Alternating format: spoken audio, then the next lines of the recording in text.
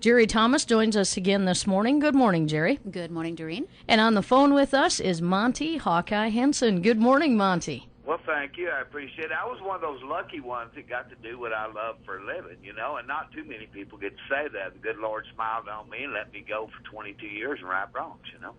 And now you're not going to be riding broncs at the bronc match, but you're going to be performing. Well, yeah, I'm going to do a little singing. I got to do a little picking and grinning. I've been a picker and grinner forever, and about 4 years ago, I finally started doing a single act, so that's what I'm doing for a living now. And you'll be at the Casey Tibbs Rodeo Center from what time on Saturday? Well, I think it's noon to 2, but I'm not really sure, so don't quote me on my timing, but I'm almost positive that's when it is. How'd you get the nickname Hawkeye? Well, when I traveled rodeo, everybody had a nickname, and I was just lucky enough to get one that you could repeat in public. The spotter of our crowd, and they'd say, let Hawkeye find it. Hawkeye can find it, one of those deals, so... Luckily, it was a name, like I say, it's no big really thing. I wished it was something really smart. I could make a story up for you, but I think it's better to tell the truth. All right, so Monty Hawkeye Henson, and that's your name, and you're the man that is also famous for the Hawkeye dismount. Tell me a little bit about that. That was one of those, well, like I say, first time I ever jumped off a bronc, landed on my feet. I was in Florida at Tallahassee. I was supposed to win about third. And the judges heard the crowd go nuts, and I won first. And that little light bulb went off. Hey, let's try this one again. Not everything you do, you decide you're gonna, you might want to do it again. But that was one thing I was pretty sure I was gonna do again. And was it a successful jump every time, or were you kind of? No, there's nothing successful every time. I broke my leg doing it. I broke my collarbone doing it. You got to go through the bad ones to learn how to do the good ones. That's right. And, Jerry, you got any questions for Monty? Oh, golly. Where do I start? I suppose when you get out and around, with all the travels that you have here these days, you still have as many people asking you for autographs as you did when you were rodeoing? No. I tell you what, it's really nice when someone recognizes somebody that remembers what happened in the past. If somebody remembers what I did, I think it's really nice of them. And I've never turned down an autograph, and I'm not going to, And, Monty, let's talk a little bit about some of your claim to fame. You were inducted into the Rodeo Hall of Fame. Did that happen in 1994? When did that happen? Yes, it did. I was tickled to death. They called me and told me to sit down. I thought my mom, when somebody told me that, I thought my mom or dad had been hurt in an accident.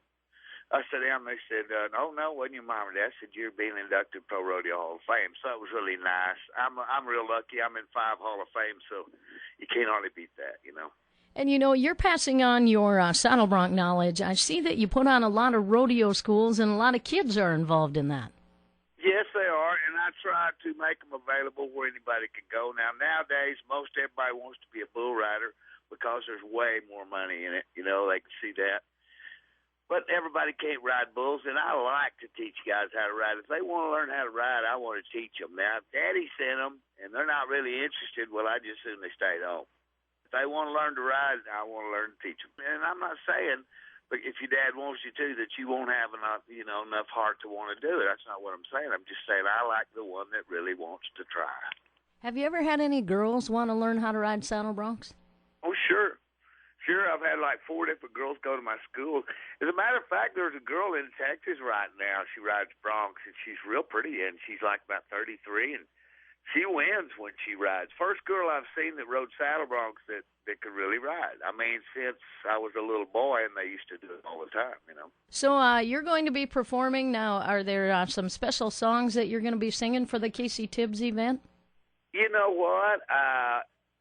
I don't have anything lined up special. I've got some Western songs, most everything I do is older tunes. If it was written in the last 20 years, I swear I don't know it.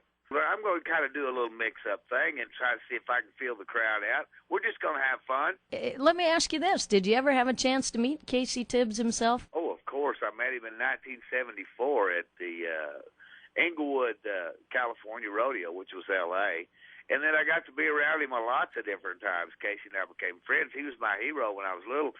See, my dad was a Dallas policeman. In 1959, 60, and 61, when the National Finals Rodeo was going on in Dallas, he offered to work out there, and it paid like time and a half for a policeman to work. So we got to go to one performance, me and my brother did, 59, 60, and 61. We saw Jim Shoulders win his last 3 titles. So we were real fortunate, you know. Jim Shoulders, he was around Mesquite all the time when I was a little boy. Harry Tompkins. And so I knew all those old hands, who they were and what they did anyway. And now we've got a high school rodeo that's coming up next weekend. Any advice for those kids that are rodeoing, Monty? Yeah, get a baseball bat or a golf club. There's a lot more money in it. That's what they told me when I started. Or pick up a guitar, huh? I don't know about that. Might have a long broke life if you do that. Well, Monty, we're looking forward to seeing you on Saturday at the Casey Tibbs Rodeo Center. And Jerry and I want to say thank you for giving us some of your time today. Well, thank you very much. I've had a great time, and it's going to be the most fun you can have with your clothes on tomorrow. I got to wear clothes? Oh, darn. Yeah, well, you don't know. I just said it'd be the most fun you could have with them on. We'll see you tomorrow, Monty. Thanks for visiting with us. Sounds good. See you later. Thank y'all so much.